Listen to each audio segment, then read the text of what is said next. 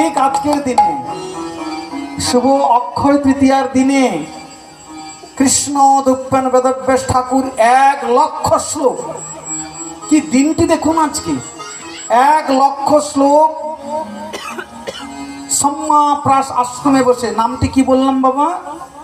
গঙ্গা নদীর পশ্চিম তটে, গঙ্গা নদীর পশ্চিম তটে আশ্রমটির নাম হলো সম্মাপ্রাস আশ্রম। সেই সম্মাপ্রাস আশ্রমে 1,00,000 শ্লোক বলেছিলেন আর লিপিবদ্ধ করেছিলেন দুর্গ নন্দন গণেশ। কে লিপিবদ্ধ করেছিলেন? সিদ্ধিদাতা গণেশ, এই অক্ষয় তৃতীয়ার।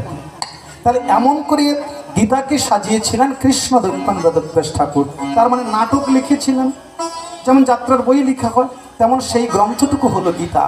তাহলে গীতাতে প্রথম শ্লোক কার? জয় জয় শ্রী রাধে। দেখবেন যে যাত্রাতে, যে সিনেমাতে প্রথমেই ভিলিয়ান নেমেছে, সে বই জমে গিয়েছে, জমবেই। তাই কায়দা করে কৃষ্ণ দ্রব্যান বেদব্যাস ঠাকুর প্রথমেই খলনায়কের উবাচটা দিলেন। উবাচ মানে উক্তিটা দিলেন। শ্রীমদ্ ভগবত গীতার প্রথম শ্লোক হলো কার? না, প্রথম শ্লোকটি হলো অন্ধ ধৃতরাষ্ট্রের। তাই লেখা রয়েছে প্রথম অধ্যায়, 18টি অধ্যায়, প্রথম অধ্যায়ের নাম হলো অর্জুন বিষাদ যোগ। অর্জুন বিষাদ যোগ, কিন্তু প্রশ্ন করছে কি? ধৃতরাষ্ট্র উবাচ। আসল খলনায়ক হলো অন্ধ ধৃতরাষ্ট্র। তাই খলনায়ককে আগে রেখেছে ভগবান, কিন্তু নায়ক কিন্তু আগে নেই। কেন আগে নেই? জয় জয় শ্রী রাধে, হরে কৃষ্ণ। একটু খুব মন দিয়ে শুনবেন। আচ্ছা বাবা, প্রথমের দিকে অর্জুনের কোনো বাক্য আছে কি? অর্জুন উবাচ আছে? নেই। কেন বলুন তো? অর্জুনের মনে একটু অহংকার ছিল। কি অহংকার? সখা কৃষ্ণ, তুমি জানো না আমি যে বিদ্যালয়ে পড়াশোনা করেছি সেটা খুব উচ্চ বিদ্যালয়। যিনি আমার শিক্ষক ছিলেন তিনি সারা ভারত ভূপ্রদেশে না, সারা পৃথিবীর মধ্যে মাত্র খুঁজলে 2-1 জনকে পাওয়া যায়। আমি সেই গুরুর ছাত্র। ওমা কৃপা করে বলুন না, আপনাদের সম্মুখে যদি ভগবান আসেন, আপনারা ভগবানকে অর্ডার করতে পারবেন তো? এই যে ভগবান এটা করো, এই যে ভগবান সেটা করো, করতে পারেন? সে কারণে ভগবান প্রথমে চুপচাপ, পিন ড্রপ, নো সাইলেন্স, কোনো কথা বলে আজ্ঞাবাহক ড্রাইভার হয়ে, সারথি হয়ে লাগামগুলো ধরে রয়েছে। অর্জুন বলছে, সখা কোথায় কার কার সঙ্গে যুদ্ধ করতে হবে, রথকে নিয়ে চলো। অর্ডার মানে আদেশ। ভগবান শ্রীকৃষ্ণ বলছে, অর্জুন তোমার বাক্যালাপ মানে তোমার বাক্যগুলো শুনে আমার কি মনে হচ্ছে জানো? তুমি যেন 20 mm রড, মানে বাঁকতে চাও না, এত স্ট্রং, এত অহংকার তোমার।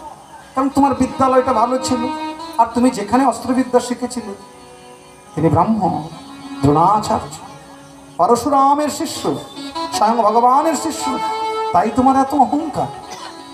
এবং তুমি ভোলানাথকে সন্তুষ্ট করে ভোলানাথের কাছ থেকে বান পেয়েছে, এগুলো তোমার এত অহংকার।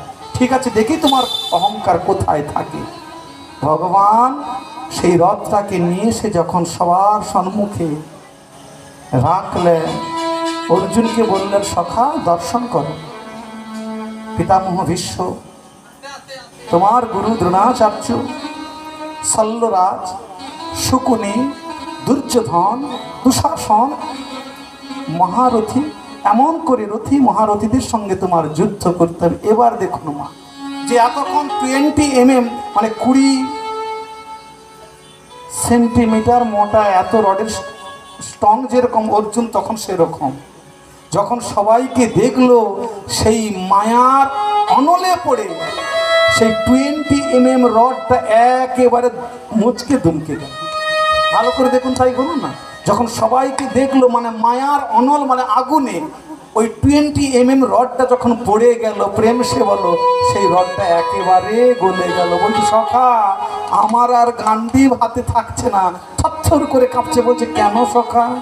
এতক্ষণ তো বলেছিল রথ এখানে নিয়ে চলো, সেখানে নিয়ে চলো, সেখানে নিয়ে চলো। তোমার অভিমান ছিল সখা, অভিমান কোথায় গেল? জয় জয় শ্রী রাধে। তাই মহাজন বললেন গীতার হলো এই অ্যাড্রেস। কিন্তু এবার কৃপা করে বলুন আমার প্রশ্নটি কি ছিল?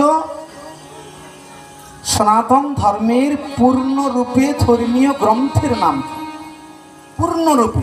আচ্ছা মা, আপনাকে যদি বলি, এমন কি জানেন আমার যে মোবাইলের মধ্যে মানে ইউটিউবের মধ্যে এপিসোডগুলো রয়েছে বাংলাদেশ থেকে, মুম্বাই থেকে, দুবাই থেকে, দেখবেন তিলকদাস ভাগবত পাঠ, সেখানে নিচে কমেন্ট রয়েছে। আমি এই কথাটি বলেছিলাম বলে সেখানে কমেন্ট করে জানিয়েছে আপনি অবাচিনের মতো কথা বলেছেন, মানে আমাকে তিরস্কার করেছে। আমিও নিচে কমেন্ট করে লিখেছি, বাবা তুমি গীতার নাম শুনেছো, গীতা কখনো পড়ে দেখো, গীতার সৃষ্টি কোথায় তা তুমি জানো নি, একটু ভালো করে জানো, নাহলে আমার মূঢ়রে বা অভাজনের সমস্ত ভগবত কথাটা ভালো করে তোমাকে শুনতে হবে, তবে তুমি বুঝতে পারো আমি কি বলতে চাইছি। কমায়রা ভালো করে দেখুন শ্রীমদ্ ভগবত গীতা, যেখানে ভগবান শ্রীকৃষ্ণের মুখ নিঃসৃত 574টি শ্লোক। সেই 574টি শ্লোকের মধ্যে আপনারাই বলে থাকেন না, যা আছে ভারতে তা আছে মহাভারতে। আর মহাভারতে নির্যাস্ত, মহাভারত যদি পঞ্চম বেদ হয়ে থাকে তাহলে মহাভারতের নির্যাস কি? শ্রীমদ্ ভগবত গীতা। তাহলে একটু কৃপা করে মন দিয়ে শুনবেন, তাহলে বুঝতে পারবেন। তাহলে সেই ভাগবতে, শ্রীমদ্ ভাগবতে বলুন পূর্ণ নেই, ভগবত গীতাতে পূর্ণ নেই। তাহলে আমি কি প্রশ্নটা করেছিলাম, পূর্ণরূপে ধর্মীয় গ্রন্থ। তাহলে আপনাদেরকে যদি কাউকে বলা হয় মা এক কলসি জল পূর্ণ করে নিয়ে আসো না, আপনারা ঘাটে গেলেন বা সাবমার্সিবলে বা কলের কাছে গেলেন, জলটি পূর্ণ হলো না, আধা কলসি জল নিয়ে এসে আমাকে দিলেন, বা একটুখানি বাকি থাকলো কলসি ভর্তি হতে, তাহলে কলসি ভর্তি হতে যদি একটুখানি বাকি থাকে, সেই কলসিটাকে কি পূর্ণরূপে পূর্ণ কুম্ভ বলে বা পূর্ণ কলসি বলে? বলে না। তাই আমার প্রশ্নটা ছিল সনাতন ধর্মে পূর্ণরূপে ধর্মীয় গ্রন্থ গীতা নয়, গীতাতে অভাব আছে। কি অভাব? জয় জয় শ্রীরাধে। অপরাধ দেবেন না, আমি প্রথমে বলেছি এটা আলোচনা সভা, বাবারা যদি গীতা অধ্যয়ন নিশ্চয়ই করেন, একটু কৃপা করে বলুন না গীতাতে অভাব কি? কত যোগের কথা বললেন, 18টি যোগের কথা বললেন ভগবান শ্রীকৃষ্ণ, তাতেও অভাব? হ্যাঁ অভাব আছে। কি অভাব বাবা? বাবা কি? একটু জোরে বলুন। হ্যাঁ তা ঠিক, কিন্তু প্রেমের আগের একটি শব্দ আছে বা প্রেমের পরে একটি শব্দ আছে। কি শব্দ? ভক্তি। গীতাতে ভক্তি নেই, প্রেম আর ভক্তি মিশ্রিত নেই। মনে মনে ভাবছেন যিনারা গীতা অধ্যয়ন করেন, যিনারা গীতাকে অন্তরের শ্রদ্ধার সঙ্গে ভালোবাসেন, বলছে কাকে নিয়ে এসছে গো হরি কথা বলতে, ভাগবত কথা বলতে, গীতাতে প্রেম ভক্তি নেই না। শ্রীমদ্ ভাগবত গীতার 8ম অধ্যায় অক্ষর ব্রহ্মযোগ, 9ম অধ্যায় রাজবিদ্যা গুচ্ছযোগ, 10ম অধ্যায় বিভূতি যোগ, 11শ অধ্যায় বিশ্বরূপ দর্শন যোগ, আর 12শ অধ্যায় কিন্তু ভক্তি যোগ। এই তো ভক্তি যোগ আছে। গীতাতে ভক্তি যোগের কথা আছে, আর আমি বলছি ভক্তি নেই, আছে তো। গীতাতে ভক্তি যোগে 20টি শ্লোক, সেই 20টি শ্লোকের মধ্যে 20টি শ্লোক মানে 20টি শ্লোক। প্রথম শ্লোক কিন্তু অর্জুনের। অর্জুন উবাচ এবাম সতত জগতা এ ভক্তা স্থাং পরুজুপাসতে এ চপক্ষরমপক্তং প্রেশাঙ্কে অগুবিত্তমা। নিশ্চয়ই বুঝতে পারলেন না শ্লোকার্থটি কি? অর্জুন ভগবান শ্রীকৃষ্ণকে বলছেন সখা গো, এ জগতে তোমার অনেক ভক্ত রয়েছে, এই অনেক ভক্তের মধ্যে নিরাকারে যারা ভজন করে, সাকারে যারা ভজন করে, খুব আপনারাও মন দিয়ে শুনবেন। আজ থেকে 5500 বৎসর পূর্বে আমাদের মনে যেটা এখনো প্রশ্ন জাগেনি, অর্জুনের মনে জেগেছিল। তাই অর্জুন ভগবান শ্রীকৃষ্ণকে বলছে, সখা একটু কৃপা করে বলো না, যারা তোমাকে নিরাকারী ভজন করে আর যারা তোমাকে সাকারী ভজন করে, যেমন দেখুন আমার এই বাবুর বাড়িতে আজকে সাকারী ভজন হচ্ছে, শ্রীমান মহাপ্রভু এসছেন, লক্ষ্মী নারায়ণ রয়েছেন, মানে সাকারী মূর্তিতে পুজো হচ্ছে। আর যারা নিরাকারী ভজন করে, আমার সনাতন ধর্মেও নিরাকার ভজন আছে, শুধু ইসলাম ধর্মে নয়, সনাতন ধর্মে আছে যারা আত্মযোগী, যারা মায়াবাদী সন্ন্যাসী, যারা কর্মনিষ্ঠ, তারা কি বাবা, তারা কোনো সাকারের ভজন করে না। সো অহম, আত্মার পূজারী তারা, ব্রহ্মের পূজারী তারা, এই সনাতন ধর্মের মধ্যে আছে। তাহলে আমাদের মনে যে প্রশ্নটা হয় না, আজ থেকে ৫,৫০০ বৎসর আগে সেই কুরুক্ষেত্রের মাঠে অর্জুন হাতটা জড়ো করে ভগবান শ্রীকৃষ্ণকে বলছে, বলো না সখাগু, যারা নিরাকারী আর সাকারী তোমার আরাধনা করে তাদের মধ্যে শ্রেষ্ঠ যোগী কে? ভগবান শ্রীকৃষ্ণ বলল, অর্জুন নিরাকারে যারা ভজন করছে সেও আমার ছেলে, আমার হতে উদ্ভব, আর যে সাকারে ভজন করছে সেও আমার হতে উদ্ভব সৃষ্টি, তাহলে দুজনেই আমার কাছে সমান। অর্জুন বলছে, সখা হে কেশব, আমি তোমার কাছে একটি কথা জানতে চাই, তুমি কি আমাকে রসিকতা করে কিছু বলছো? বলছে, না তো, আমি তোমার সঙ্গে কেন রসিকতা করতে বলছি, যদিও তুমি আমার রসিকতার পাত্র, যদিও তুমি আমার রসিকতার পাত্র। কে বলছে? ভগবান শ্রীকৃষ্ণ। কাকে? না অর্জুন। কেন রসিকতা পাত্র? কেন? সম্পর্কে ভগ্নী পতি, সুভদ্রার স্বামী অর্জুন, আর সুভদ্রার দাদা হলেন ভগবান শ্রীকৃষ্ণ, তাহলে সেদিক রসিকতার সম্পর্ক আছে। বলছি, এই কুরুক্ষেত্রের মাঠে দাঁড়িয়ে আমি তোমার সঙ্গে রসিকতা করছি না, যাহা সত্য তাই বলছি, সবাই আমার কাছে সমান। মজা বিশ্বমনার যে মাং নিত্য যুক্ত উপাসতে শ্রদ্ধয়া পরই পিতাস্তে উক্ততমা মতা। অর্জুন বললেন, আচ্ছা কল্যাণপুরে একটি স্কুল আছে, টালি ভাটাতে একটা স্কুল আছে, দুটি স্কুলে ফার্স্ট বয় আছে কি আছে বাবা? থাকে না? ধরুন কল্যাণপুরে যে স্কুলটি আছে তো কল্যাণপুর স্কুল আছে তো, তাই কল্যাণপুর স্কুলে একজন না একজনকে ফার্স্ট বয় হয়, আর টালি ভাটাতে কিংবা ব্রজলাল চকে যে স্কুলটি আছে সেখানে ফার্স্ট বয়।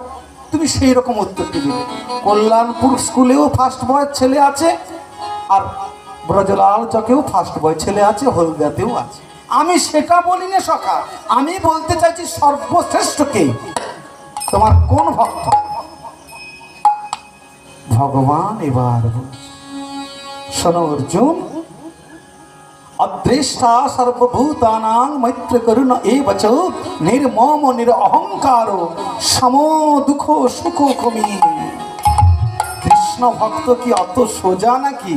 হ্যাঁ অর্জুন, সব জীবকে সমজ্ঞান করতে হবে, সুখ দুঃখকে সমানভাবে নিতে হবে, গ্রীষ্ম বর্ষাকে সমানভাবে গ্রহণ করতে হবে। ও মা কি গরম করে থাকতে পারছি না, পাখাটা চালা না, এটা বলা চলবে না। ও মা কি শীত করছে, এটা বলা চলবে না।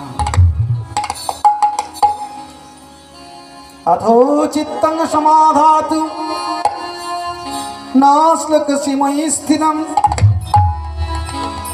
কি বলছে? অথো চিত্তাং সমাধাতু, তুমি চিত্তকে স্থির করো অর্জুন, অভ্যাস যোগের দ্বারা চেষ্টা করো, তুমি পারবে, তুমিও শ্রেষ্ঠ যোগী হতে পারবে। শেষে কি বলছে বাবা? শ্রদ্ধা ধানামত পরমা। শ্রদ্ধার সঙ্গে কি কে গ্রহণ করতে হয়, কি বস্তুকে গ্রহণ করতে হয়? জয় জয় শ্রী রাধে। শ্রদ্ধার সঙ্গে কি বস্তুকে গ্রহণ করতে হয়, তবে ভগবানের সেবা হয়, সাধুর সেবা হয়, গুরু সেবা হয়, বৈষ্ণবের সেবা হয়, স্বামী সেবা মানে পতি সেবাও। কৃপা করে মায়েরা বাবারা বলুন, শ্রদ্ধার সঙ্গে কি নিতে হয়?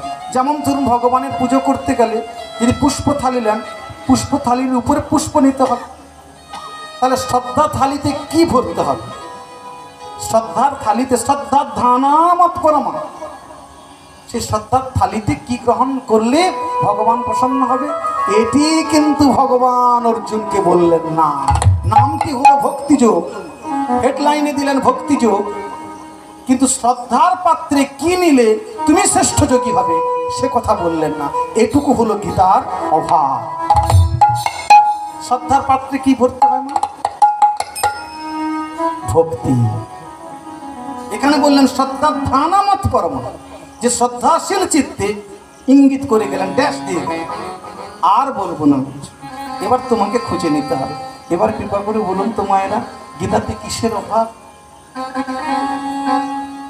ভক্তির অভাব। বলে কি করে ভক্তির অভাব?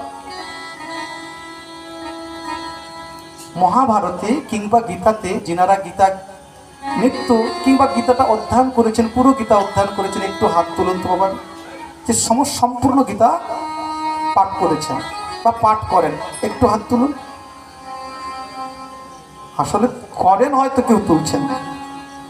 যদি আমি অন্য কোনো জিজ্ঞেস করি না বাবা, আমি আপনাদের থেকে কোনোরূপভাবে জ্ঞানী বেশি নয়, জ্ঞান আমার নেই, তবে হ্যাঁ আপনাদের চরণধুলি কৃপাতে একটু পড়াশোনা করি, একটু রিসার্চ করি। শ্রীমদ্ ভাগবত গীতা, শ্রীমদ্ ভাগবতম, সনাতন ধর্মের কিছু কিছু গ্রন্থ, কিঞ্চিত গ্রন্থ আমি কিছু আস্বাদন বা চয়ন করি, এটুকু বলতে পারি আপনাদের চরণধুলি কৃপা। শ্রীমদ্ ভগবত গীতাতে কি নেই দেখেছেন? নেই বৃন্দাবনের কথা। আছে বাবা, আছে বৃন্দাবনের কথা গীতাতে নেই। আপনারা মনে মনে ভাববেন গীতাতে বৃন্দাবনের প্রয়োজন কি? প্রয়োজন নেই। হ্যাঁ, গীতাতে বৃন্দাবনের প্রয়োজন নেই। ও তাহলে বৃন্দাবনের কোনো প্রয়োজন নেই? তাহলে কেন শ্রীকৃষ্ণ চৈতন্য মহাপ্রভু 24 বৎসর কমপ্লিট করে 25 বৎসরে 25 ইয়ার্স মানে 25 বৎসরে পদার্পণ করে ছুটে চললেন গোদাবরীর দিকে? আর গোদাবরীর কাছে একজন মরমের মরমী পেয়ে, দরদের দরদি পেয়ে, ব্যথার ব্যথিক পেয়ে তার কণ্ঠ জড়িয়ে ধরে বলল, রামানন্দ গো, তুমি তো সেই আমার বিশাখা সখী, বলো না রামানন্দ। প্রভু কহে পড়ো শ্লোক সাধ্যের নির্ণয়।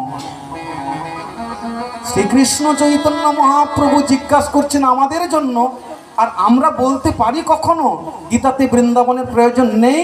তা নয়, ভগবান ইচ্ছে করেই আড়াল করে গেল।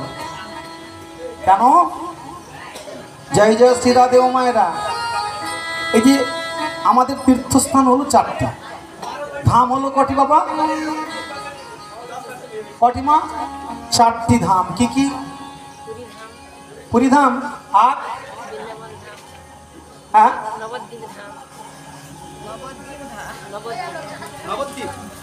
না, 4টি ধাম কি কি ভালো করে শুনে নেন। প্রথম ধামের নাম হলো বদ্রী নারায়ণ ধাম, যেখানে ভগবান শয়ন করে রয়েছেন, বদ্রীনাথ। ত্রেতা যুগে একটি ধামের সৃজন করলেন ভগবান পূর্ণ ব্রহ্ম মর্যাদা পুরুষোত্তম প্রভু রামচন্দ্র। সেটি কোথায়? উত্তর ভারতে নয়, দক্ষিণ ভারতে, রামেশ্বরম। দাপর যুগে দ্বারকাধীশ, আর এই অধুনা কলি যুগে নীলাচল শ্রীক্ষেত্র পুরী ধাম। এই হলো 4টি ধাম। আচ্ছা বলুন তো মায়েরা, 4টি ধাম তো আছে, এই 4টি ধামে পুরী ধামকে কেউ মধুর ধাম বলে? হ্যাঁ কি না বলুন? না। নবদ্বীপ ধামকে কেউ মধুর নবদ্বীপ বলে? হ্যাঁ কি না বলুন? বলে কি না? আচ্ছা গয়া ধামকে কেউ মধুর গয়া ধাম বলে? মানে এগুলো উপধাম। আচ্ছা এবার চলুন, কাশী বেনারসকে কেউ মধুর কাশীর বেনারস বলে? বলে কি? তাহলে কোন ধামটাকে মধুর ধাম বলে? জয় জয়, প্রেম সে বলো বৃন্দাবন ধাম কি, মধুর বৃন্দাবন কি। এবার যদি আপনাদের প্রশ্ন করি, ওই মধুর শব্দটি বৃন্দাবনের আগে ব্যবহৃত হলো কেন? কেন? রস আমাদের 5টি। যে বিষয়বস্তুগুলো শ্রী শ্রী চৈতন্য চরিতামৃতে কবিরাজ গোস্বামী বর্ণনা করেছেন, কি করেছেন?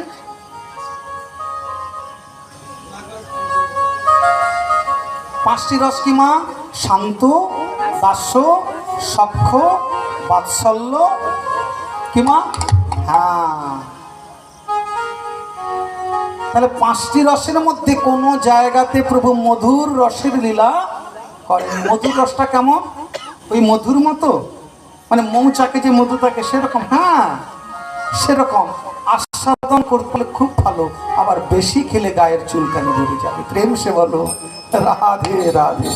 বেশি খাওয়া চলবে না, পরিমিত ভাবে সেবা করতে। সেটা কেমন? সেটা কেমন? মধুর রসটা পরিমিত ভাবে সেবাটা কেমন? না আমি কোথাও দেই, এই রসটা কেবল বৃন্দাবনে দিয়েছি, আর এটুকু হলো শ্রেষ্ঠ রস যা গীতাতে নেই। এই বৃন্দাবনের কথাটা গীতাতে ভগবান তুললেন না কেন? আশ্লিষ্য পাদরতাং পিনষ্ট মম দর্শনাং মর্ম হতাং করতু বা যথা তথা বা বিদধাতু লম্পটু মত প্রাণনাথস্তু স এব না পড়ো। বলছে শ্লোকটি বললেন বুঝতে পারলাম না তো। শিক্ষা অষ্টকের শেষের শ্লোক, মহাপ্রভুর যে শিক্ষা 8টি শ্লোক, তার শেষের শ্লোক কি বলছে? প্রভু গো, তুমি আমাকে পদদলিত কর, আমাকে যত কষ্ট দাও, কিন্তু জানো আমি তোমাকে কখনো কখনো গালাগালিও দেব। কি মা? স্বামীকে গালাগালি দেন তো? রাধে রাধে। ও মায়েরা, স্বামীকে গালাগালি দেন তো? মহাপ্রভু বলছে আমি তোমাকে কখনো কখনো গালাগালি দেই প্রভু। তুমি লম্পট, তুমি চিত্তচোর, তুমি বসনচোর, তুমি মাখনচোর, কিন্তু গালাগালি দেই কেন জানো প্রভু? মত প্রাণনাথস্তু, তুমি যে আমার প্রাণ, তোমাকে যে আমি সর্বস্ব দান করেছি গো, তাই তোমাকে সর্বস্ব দান করেছি, তোমাকে আমি অনুরাগ বশত গালাগালিও দেই, আবার কখনো স্নেহ দেই, আবার কখনো সেবা দেই। আশ্লিষ্য পাদরতাং পিনষ্ঠু পদদলিত করা মম দর্শনা। তুমি যাই করো, তুমি একটু আমাকে দর্শন দাও, তুমি দর্শন দাও নেই বলে তাই তোমাকে গালাগালি। যে কথাগুলো শ্রীমদ্ ভাগবত শাস্ত্রে ষষ্ঠ স্কন্ধ, হরে কৃষ্ণ 10ম স্কন্ধে 6ষ্ঠ অধ্যায়, যেখানে সুন্দর করে রয়েছে গোপী গীত। যাই হোক, তাহলে কি পেলাম? গীতাতে কি বৃন্দাবনের কথা আছে বাবা? নেই। তাহলে সর্বশ্রেষ্ঠ বস্তু যে গীতাতে দান করা হলো না, সেটা কি পূর্ণ থাকলো? আছে কি মা? যেমন ধরুন 5টি রস, শান্ত, দাস্য, সখ্য, বাৎসল্য, মধুর, যেটাতে পূর্ণ থাকবে সেটাতে পূর্ণরূপে বলা হবে। তাহলে গীতাকে সে কারণে বলা হচ্ছে অপূর্ণ। আর সব থেকে আরেকটি এক্সাম্পল দেই, মহাভারত তো আছে আপনাদের, মানে কাব্যগ্রন্থ আমাদের তো মহাভারত আর রামায়ণ। মহাভারত আছে, মহাভারত বলে কি কোনো গ্রন্থ আছে বাবা? মহাভারত আছে? নেই। মহাভারত আছে। আচ্ছা, রামায়ণ আছে, রামায়ণ বলে কি কোনো গ্রন্থ আছে? নেই। কিন্তু শ্রীমদ্ ভগবত গীতা নামটি দেখুন কাছাকাছি, কি প্রয়োজন ছিল বলুন তো? তারপরে রয়েছে ভাগবত, ভগবত, ভাগবত। কখনো মনে ভেবে দেখেছেন এই কথাটি? কখনো কেউ বলেছে আপনাদের সান্নিধ্যে এসে? কোনো গুরু বলেছে, কোনো বৈষ্ণব বলেছে, কোনো সাধু বলেছে কি ডিফারেন্স রয়েছে গীতার ভাগবতের মধ্যে? শুধু আকার, শুধু আকার। ভগবত আকার নেই, গীতা আকার নেই। আর ভাগবত ভয়ের পরে আকার আছে। প্রেম সে বলো রাধে রাধে রাধে।